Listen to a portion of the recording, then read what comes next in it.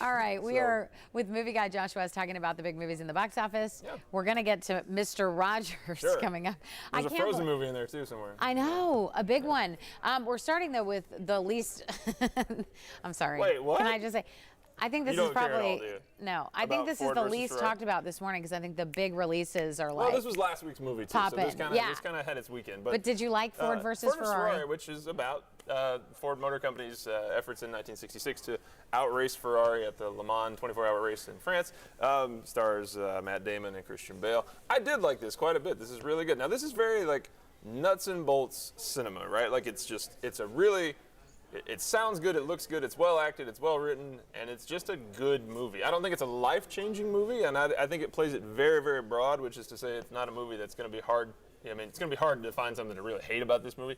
There's not a lot to dislike here. But I thought it was really good, really entertaining. It's really thrilling when you get these race sequences and you hear the cars and you see it. It's a good, solid flick. I don't think it's going to change your life, but I think it's pretty solid movie making. I thought it was really strong. So Christian Bale plays what, and Matt Damon plays what? Matt Damon plays Shelby, who designs the race cars, and then Christian Bale plays the guy driving them and racing them. So it's a good performance by Christian Bale. You forget how good Christian Bale is when it's kind of a stripped down.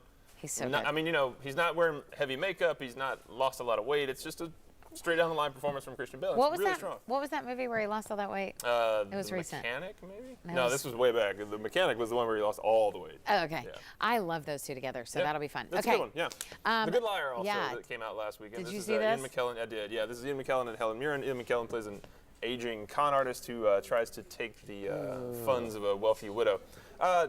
And is nowhere near as good as that would sound, Darn. unfortunately. They're great. This looked good. There should be a lot of sparks when they clash on screen, and it just really sort of is kind of lifeless. It's very content to use the playbook of every con movie, which I don't want to give away, but if you've seen one con movie, they all kind of follow a usual pattern of how it's going to play out. And then the big sort of ending and the big reveal of what's happening here takes a long time and feels kind of out of place. It's one of those, this is based on a novel, and I bet that ending played a little better on the page than it does on the screen. So didn't love Good Liar. Okay. Frozen 2. Frozen 2, yeah. Imagine that. They made us a sequel to $1 billion Disney Josh, movie. did anybody know when Frozen 1 came out that it was going to... No.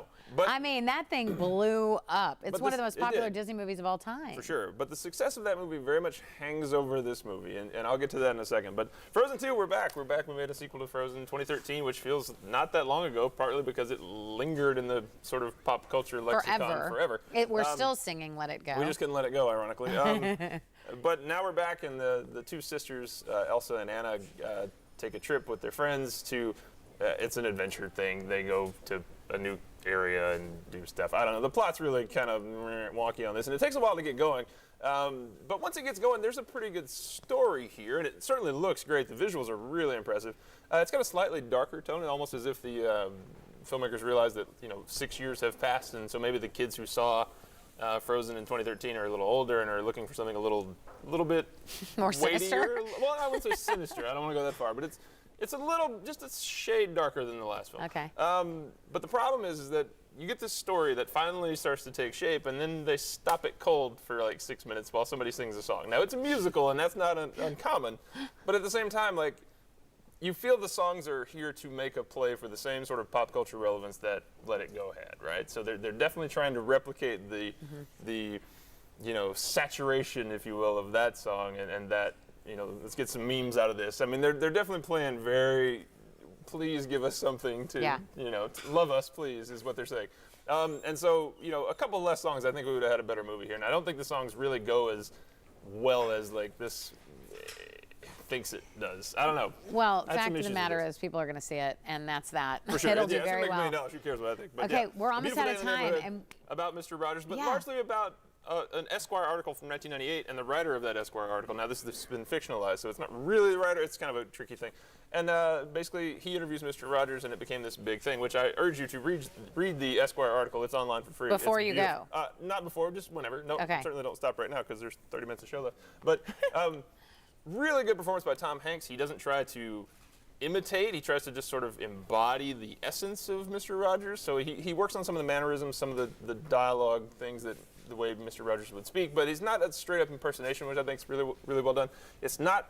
They use him kind of sparingly, which is nice. He kind of just drifts in and out of the movie. It's more about the writer, played by Matthew Rhys, who gives a good performance here. Too. It's not a perfect movie, but it's a beautiful movie. It's really touching, I thought. And I'm a sucker for Mr. Rogers stuff, so like every theater I see a Mr. Rogers movie in is always really dusty for some reason. But I really like this and was really moved by this. I think it's a really beautiful film. Ooh, I'm it's not excited. perfect, but it's really well done. Also out this weekend, 21 Bridges, and we'll talk about that next week. Okay, Josh, thank you.